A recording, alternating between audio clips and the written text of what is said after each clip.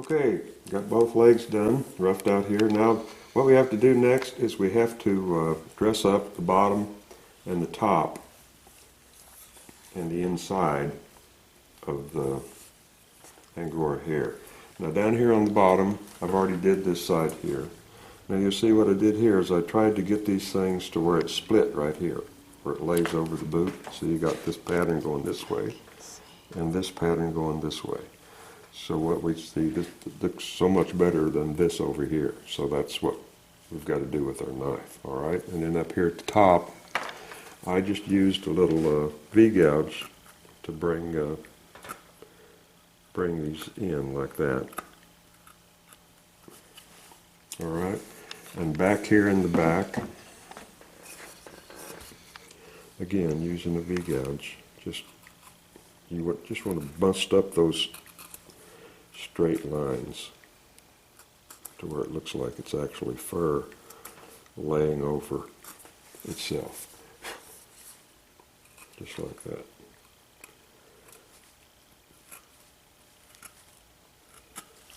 See there? So let me go ahead and finish this one. Well, first I'll show you what to do over here. You can see the grooves. We'll just kind of match up with them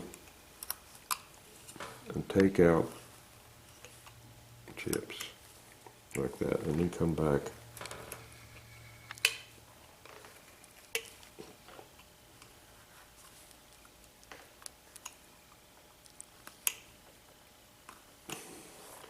It takes a little while, but lost that completely. It'll take you a little while, but you know, just take your time, and then you'll end up with something that looks good. There. How do you do that? And then right here's the break point. So you want to come up here like that, and then over here like that.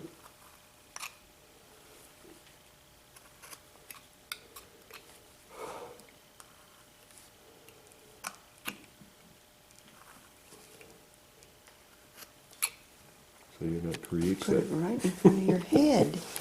that creates that break point where the fur goes in opposite directions. And it just makes it interesting. So let me go finish this and then we'll go on to the next step. Okay, Judy said that I was making so much noise over there that you might not have heard what I was doing. When you're grinding on this one, start from the bottom and go up. That way the upper part texture overlaps the lower part. You don't want the lower part overlapping the upper part. Okay? Now I've gone ahead and I've dressed out the bottoms and the tops of each chap. And you can see there's all kinds of fuzz on there. Now the question comes, well, how do we get rid of that? Well, I've tried brushing it off, which gets rid of some of it, but it doesn't get rid of it all.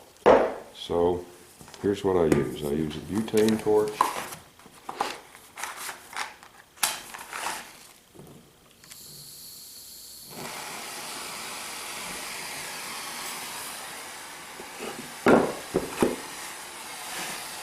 Now if you watch, you can see all the little fuzzes start to go.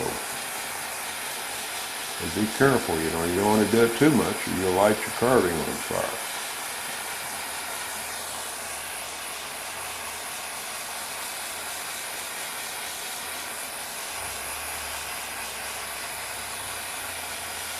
You want to watch where you aim that torch because you don't want to burn your fingers.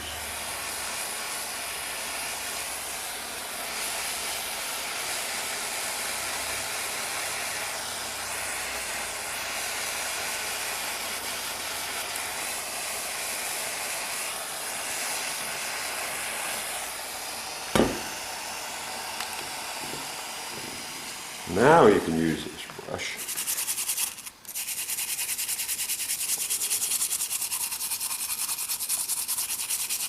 and you can see all that fuzz is coming off of there.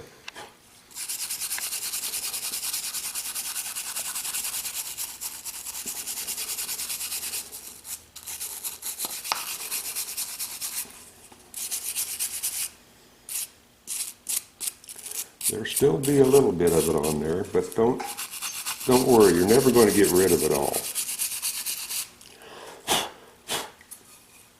Then take you a rag, don't try to wash this off. Take your rag and just wipe this off. And although, you know, you run the risk of getting your carving a little dirty, don't worry about that, because the limited amount of dirt you might get off of this thing after you handle it a while and spread it around, once you run it through the flap sander, it's going to pretty well clean it up completely. And what's left, especially on the Angora Chaps, is going to help you with your color when you paint it. And areas like this down here, you can just take your carving knife and clean all that up. Alrighty? And then later on, once we start burning up, you know, when the figure's all done, and we burn the texture of where these areas join, we'll accentuate these little areas right in here and down in here to where they stand out even more. And it will look really good. So we've still got a little time left, so I'll go ahead and do this other one.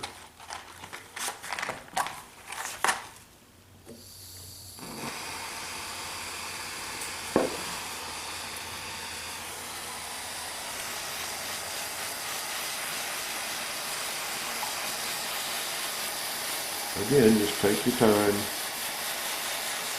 Like I say, you're not going to get rid of all of it. And you don't want to leave this thing on the wood too long or it will flare up. Especially out there on those real thin areas, you can see it light up, but it'll go out real quick.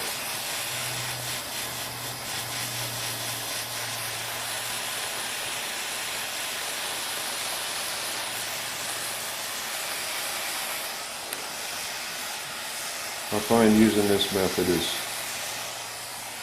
a heck of a lot better than what most people use for making fur. And it looks just as good, I think, once it's painted.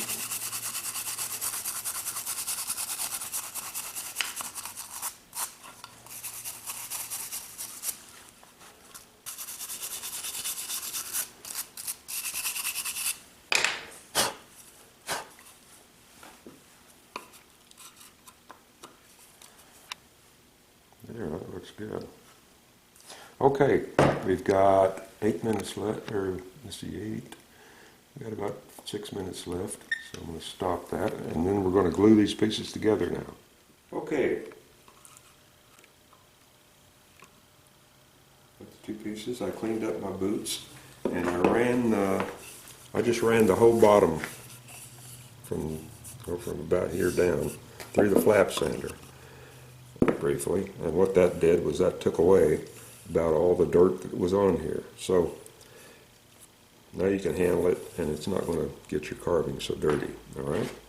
So anyway, what I'll do now, these two posts are glued. What I did, as you can see here, I took my gouge and I just kind of ringed that out there because I don't want any of the fuzz around the base of these dowels to hold these 2 pieces apart. I'm going to use this Tight Bond Ultimate Wood Glue. It says it's rated #1 by pros. And anything that's going to help my carvings stand the test of time, you know, I want to use it. So first I'm going to just run a ring around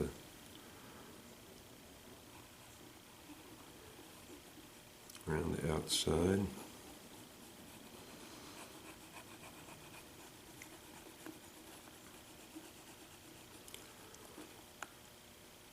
Like that. Make sure I get my glue right out to the edge, and enough of it to where I know it's going to squeeze out.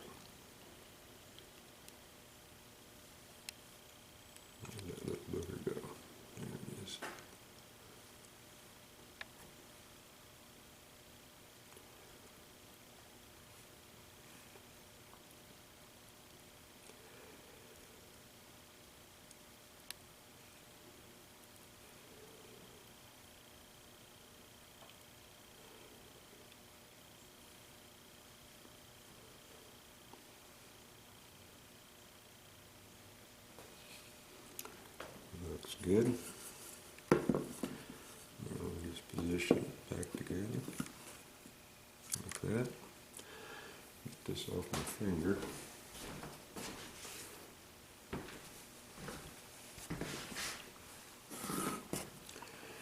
And we clamp her together.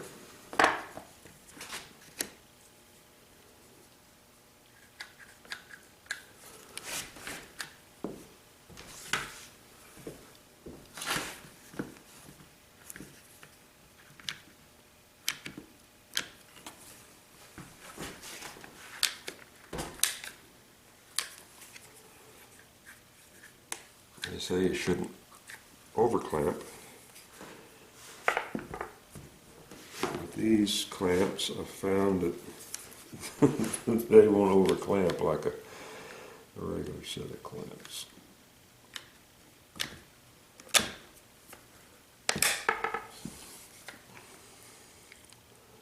Just check it.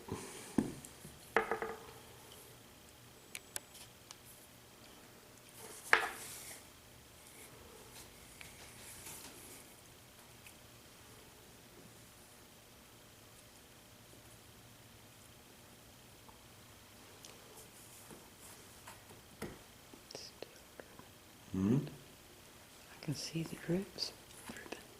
You can see what? Drips dripping. Sure. From where, I don't know. I'm just wiping off the excess squeeze out here.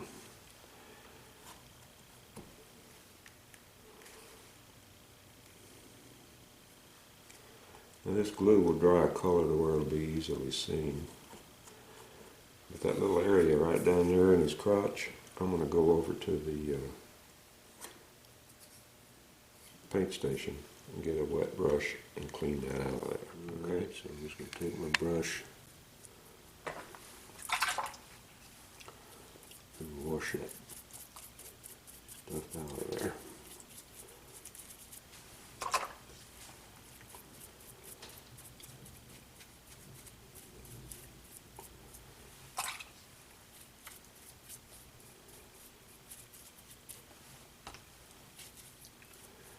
Use lots of water because I don't want it to interfere with the paint. And I'll recarve that as much as I possibly can, just to get any paint or glue residue off of there.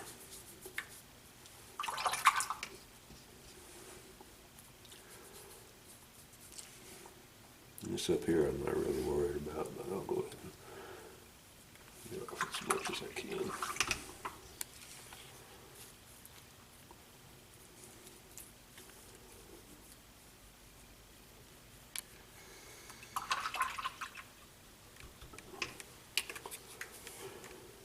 Okay, it looks pretty good. Closed up nice.